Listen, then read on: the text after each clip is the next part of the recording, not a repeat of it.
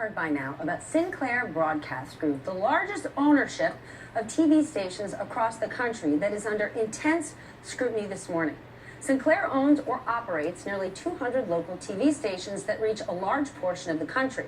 The company has been criticized before for sending their stations must-run stories that stations are required to air during news broadcasts. The segments are wide-ranging, but mostly push a conservative agenda.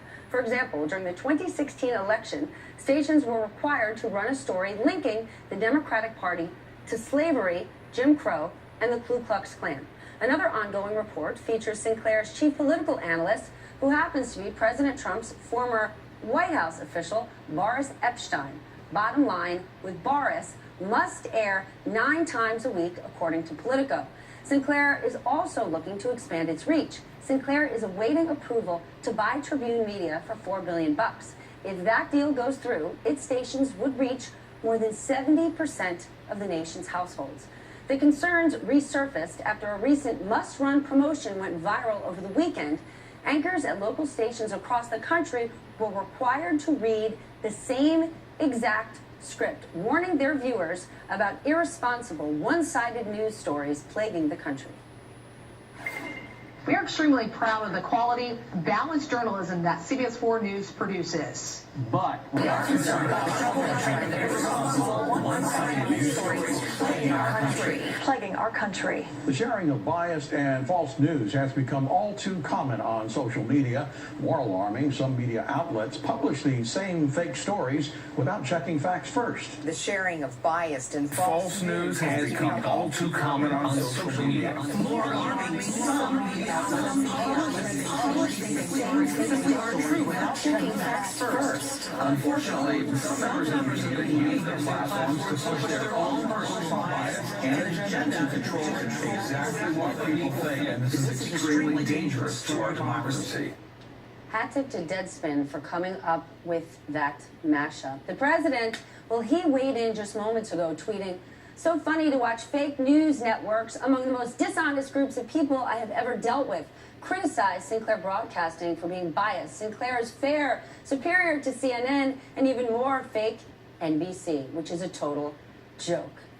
Ha ha, Mr. President. No joking here. I want to bring my panel in. Jonathan Capehart, Matt Welsh. Matt, what is your reaction, first of all, to President Trump's tweet? What do you expect from President Trump tweeting at this point? I think he's leaning into a sense that the reaction to this has been overblown, and I think it kind of has been. I mean, it's funny. That's a really funny hostage video mashup. Well, but the first step, it's funny. What about when those scripts become more dangerous? Is it funny?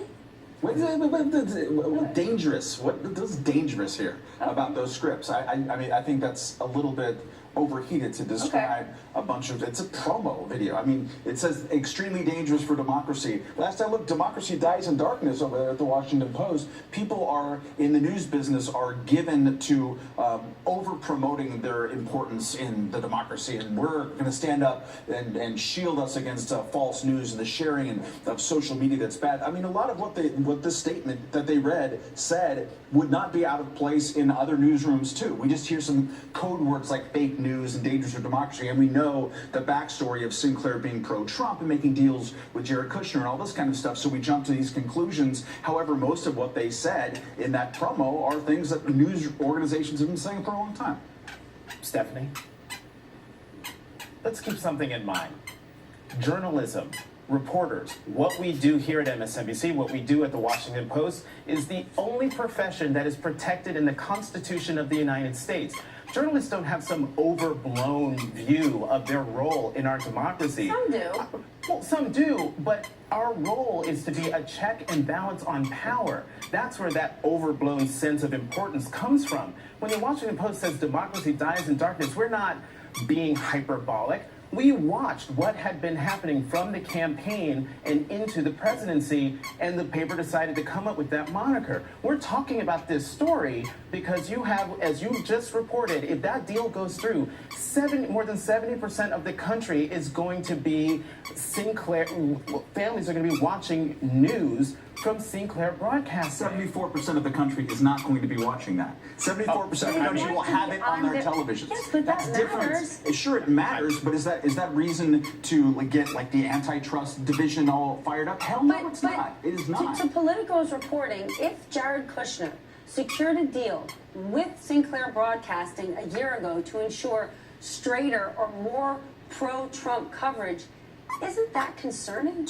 It's totally concerning. It's gross. It's unseemly. He didn't have to make those deals with the cable nuts because they were just running raw Donald Trump footage constantly all the time. So it wasn't even required. He actually had to sit down with the Sinclair people and kind of make a gross and unseemly deal. But that is not a reason to get antitrust regulators excited in a media market which is just filled with all kinds of information out there. They don't have 74% market share on anything. But when you look at people who are putting forth your local news, sitting behind that news anchor desk, what people at home believe they're getting isn't some extreme views. They know if they're listening to a radio, an InfoWars style of news presentation, they know what they're getting.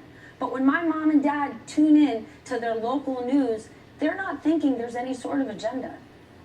Yeah, look, I think we can get bogged down into antitrust conversations. I'm talking about the 38,000-foot view here of what Sinclair is doing, what the president is doing to our democracy by degrading it, by having stations read from the same script, by controlling a slanted worldview of what people get in their homes. Now, I'm not going to sit here and say that news isn't slanted in one way or the other. I am always telling people, if you want to be a true news consumer, get your news from more than one source. But what happens when you only have one source? And that one source is perpetuating falsehoods and lies. I think that is a problem.